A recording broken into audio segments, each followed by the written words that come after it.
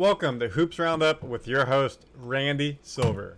We're giving you the full match recap of USA versus New Zealand in the FIBA World Cup basketball. Game 1 happened this morning. We're going to go over the box score, highlights, key storylines, and everything else for you to be prepared as we move into Game 2 and beyond. Let's dive into it for you. Here are some pictures just to get you hyped of pregame. Jalen Brunson in the locker room warming up. He's got a band between his feet, probably getting some ankle exercises in, knee exercises. Here you got Josh Hart with the band in his arms, practicing shoulder motion, getting his body ready to go. Here's some pregame. You got the players in their layup lines going through the drills. And then what a sick shot this is right here during the national anthem here in Manila. Obviously, Throwing Manila happened here. A lot of historic events have happened in Manila in the Philippines.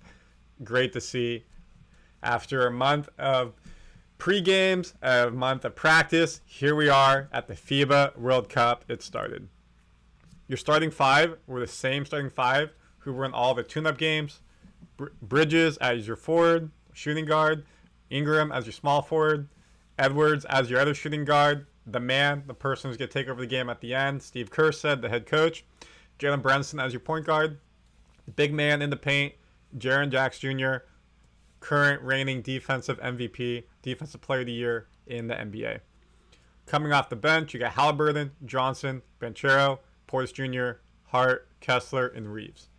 A quick note on Reeves, he got the biggest pop of anybody in the stadium all game. Pre-game, during the game, after the game. Two reasons. One, he's a sick player. People like watching Reeves play. Two, he's a Laker. And we know the Lakers are the biggest team around the world. Sorry, Knicks fans, whoever. The Lakers are the biggest team, especially in Asia. They're massive. In Philippines, they're massive. So any Lakers players are going to get a big, big pop. Game started poor for USA. They were down 14-5. And we're going to show you the box score and everything, so we'll get to that in a second. But New Zealand came out hot. They're making their shots. USA had turnovers to start the game.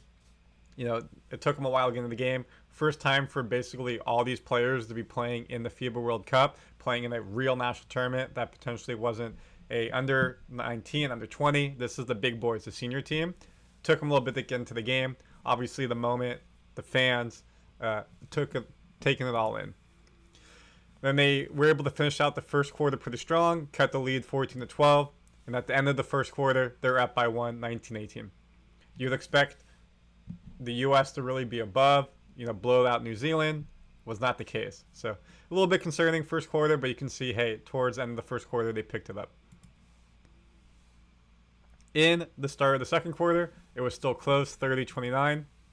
USA then started to pull away as the second quarter went on. They were figuring out New Zealand sets. We were making our shots. We made a good amount of threes. They stopped making their shots as well, which really helped us. We were causing turnovers, getting on the break, which is where we're the best at. Up 42-34, and then going into halftime, up 9, 45-36. Feeling good going into halftime. Your key players in the first half, Anthony Edwards, 10 points, 3 of 5 shooting from 2, 5 rebounds. For New Zealand, Finn Delaney, 6 points, 1 of 4 from 2 points, and 3 rebounds. This was a very mediocre 10 points for Edwards. It did not feel like he had 10 points, so it was very efficient there. The person who was playing really well was Banchero coming off the bench. We'll talk about that in a bit. Going in the third quarter, USA still held a lead. It never really got more than 10 around this third quarter, second quarter. Hovered between 12-15, down to like maybe 8-9. Never was feeling like they were threatened that they were going to lose the game or give up the lead. It was hovering around that double-digit mark. As you can see here, now it's up to 15 with 5 minutes left in the third. And the third, they're up 18. Feeling pretty good about themselves. Good thing as well, when you have this lead, they were rotating players, making sure that people all getting into the game, feeling what it's like to be in the FIBA World Cup game, not making sure that players aren't getting too tired in game one. This could be a long term and ahead. Trying out different formations, different teams, more big men, more small men, so they were able to get different runs in because of what was happening. Moving to the fourth quarter, USA is up 18 still with 7 minutes left. And then this is where they really started to pull away.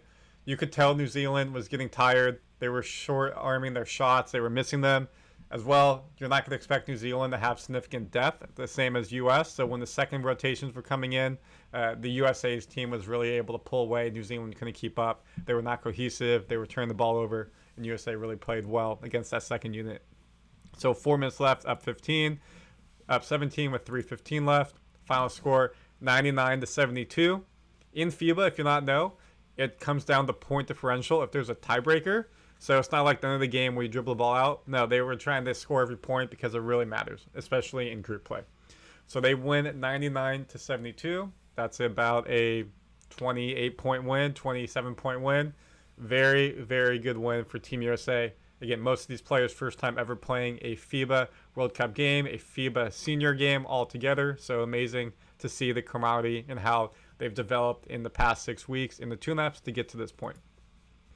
Some of the key scores, and we're going to dive into more box scores for you. Banchero led the way for U.S. coming off the bench with 21 points. He made a couple of really contested good threes, was making his shots in the paint, a couple dunks. Edwards with 18, Jackson Jr. with 12. For New Zealand, Tairanghi, 15, Italy, 12, and Delaney with 12. For assists, we had 23 to New Zealand's 13, rebounds 41-33, and then turnovers 19-19. This is something Steve Kerr is going to really harp on. Turnovers. They average like 15 to 25 turnovers in the tune-up games. Fair in the way that they play, high style, high transitions, they may happen. But 20 turnovers is a lot, especially against a top-ranked team such as Spain. It's going to really affect them, and it's going to cost them the game potentially. How they do shooting-wise, they shot 66% from twos, 27-41. A lot of these were in the paint, making easy shots, be able to get in there. From three, 8 for 18, 44%. Very respectable. They made some good timely threes as well, some contested threes. Good to see. And free throws, 21 for 27, 78%. Probably want that closer to 85, 90% at least, so something to work on as well. For New Zealand, held them at 39% shooting from twos. They were not in the paint well. If they were contesting those shots. USA is big in the paint against New Zealand. From threes, New Zealand started hot, and then they really tapered down in that second half, only 32%, so good to see. And then lastly, for free throws, USA held them to 9-12, only 12 threes on the game. USA had 27 free throws. Great to see USA getting fouled, getting to the scoring line to take those free throws. Some more pictures, and we'll dive into game summary for you and bigger stats. Here's the handshake line. I love seeing this at the end of the game, especially in international play. Respect the team, respect the players, do a handshake. At the end of every game, USA always gets to the middle of half court. They do a little handshake to themselves, and then they wave to the fans. So now let's look at our standings for Group C. Greece won earlier in the day. So USA has 2 points. Greece has 2 points. We have a better point differential, so that puts us in first. Jordan and New Zealand have 1 point. You may be asking, why do Jordan and New Zealand have 1 point? Think of this kind of like in a soccer scoring where it's sometimes a 3, 1, or 0. Here, you get 1 point for a loss and 2 points for a win. Your player of the game, Paolo Banchero of the Orlando Magic. Congrats to him coming off the bench. He stepped up and big. He almost played for Italy. He chose the U.S., and great for us because he balled out right here. 21 points, 4 boards. It was a great performance. Again, he made a couple of timely threes. He dunked a couple of easy shots. He was passing well. He made some easy in the lane, and he had a great defensive game as well. He had some highlight reel blocks. All-around performance. Wouldn't be surprised if he potentially makes his way into starting lineup eventually, but I think Kerr likes his energy off the bench and what he can provide. Here's a picture of his dunk. Here's a picture of Edwards and Austin Reeves out on the court. And then here's one more picture. So now we're going to dive into a deep game summary and stats for you. So let's get this all hooked up. So here we go. It's right here. So again, defense. Your players of the game were Banchero for the U.S. and Shea Ili for New Zealand. Plus 25 efficiency for Paulo versus plus 14. Plus 25 efficiency is impressive. 21 points, 4 rebounds, 1 assist, 4 blocks. He had a fantastic game across the board. We would dive into the box score for all of them. Let's make this zoomed in for you. Halliburton off the bench with 10 points. Bridges starting with 7. Johnson starting, off the bench with 2. Ingram with 2 starting. You expect him to probably get more, especially with his size. Banchero, again, 21 points off the bench. Portis Jr., 4 points off the bench. Edwards, 14 starting. Brunson, 10 starting. Hart, 5 off the bench. Jackson Jr., 12 starting. Kessler did not score. He almost got a hook shot for the score at the end of the game, did not. And then Reeves with 12 off the bench.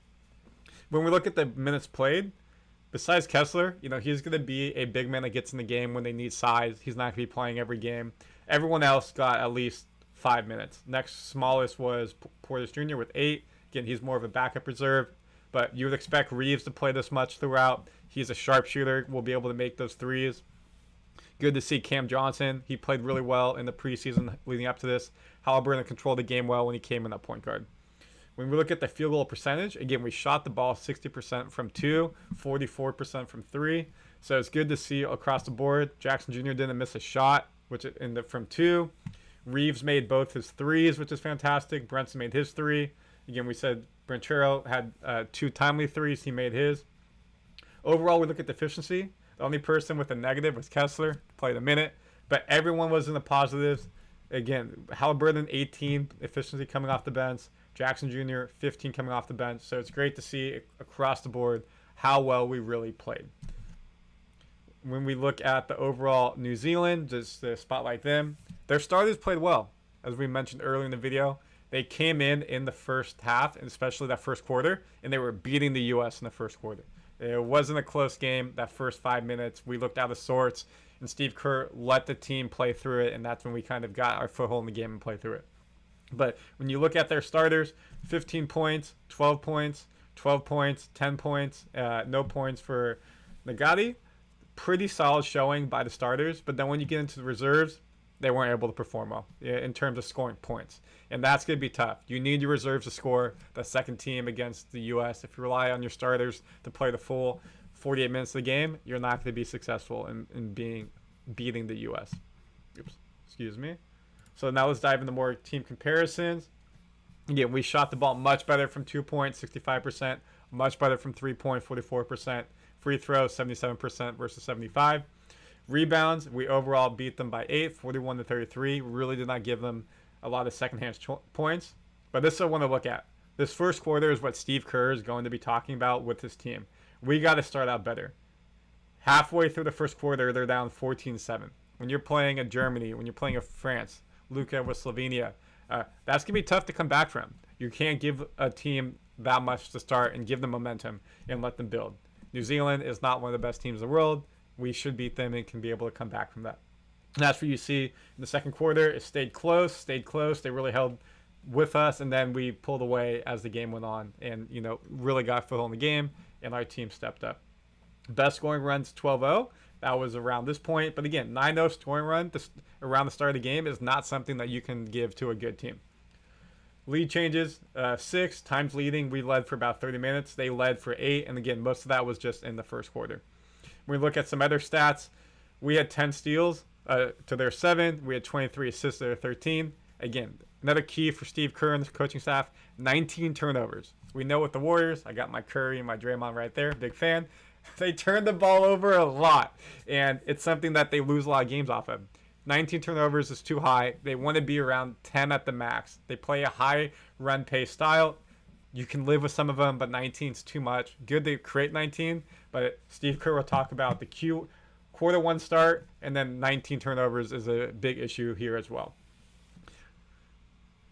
The other key stat that he will love, 22 fast break points, and then 54 points from the bench. Shows the whole team's performing, and it was really good to see. Now we got a couple of videos to show you, and the recap will be over. You may have seen this. I posted the video on social media. The New Zealand team, did their traditional Haka before the game. You may recognize this video from a previous time we played New Zealand in 2016. They did the Haka in front of us. Some of our players looked a little bit withered by it. I would love to see the Haka live, not gonna lie. It'd be so cool to see. The New Zealand All Blacks, the rugby team, this is massive. They travel the world, people love it. All the New Zealand teams do it. It's their traditional war dance to prepare for battle. In this game, we went out and smacked them. We won by 40 points. So again, before this game, they came out, And they did the Haka as well right here. I would love to play the sound, but then I get copyrighted, so I apologize. You go to my YouTube, you can see the video on this short where I have it. I'll post it in the links as well. So they did the Haka. Great to see. Again, I really enjoy it. I'm sure that the coaching staff prepped the U.S. players, hey, this is going to happen before the game. Mentally prepare for it. Now, if the U.S. did the Haka back, maybe we lied down and said goodnight night, got in their heads with it. That'd be pretty cool. Love to see New Zealand, their culture. Look at all the fans videotaping it. It's just a really cool tradition. Prepare for war. Unfortunately, it did not help them get the W today.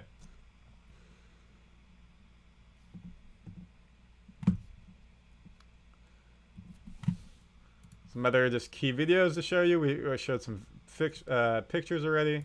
Goes behind his back. Austin Reeves again, point man coming off the bench. He had the biggest pop, as I already said, of any fans. The crowd loved him as a Laker and just as a great player. Really good to see him perform. And the other person who performed well, Ant, got himself up and down the court a lot. Oops. And Branchero was really good on defense. Big blocks. He had 4 blocks, and then he had some big dunks throughout. So it was great to see a team win across the board for all of the U.S. That is our USA versus New Zealand recap. Again, my name's Randy Silver on the Hoops Roundup, Randy Silver TV. Every day we put out a FIBA World Cup review. So I have a day 1 review from yesterday. I'll go ahead and drop that in the chat and the link for y'all. Day 2 will come out when Spain's done playing, and we'll recap these every day. So go ahead and subscribe to this channel. You'll get your full recap on FIBA World Cup, while I'll obviously do a whole show around the U.S. team as well when they play. If you want other videos, we do football recaps, European soccer recaps, MMA recaps, and so much more on the channel. So take a look. Thank you for watching. Hoops Roundup. USA wins game 1. Good win. They play Greece.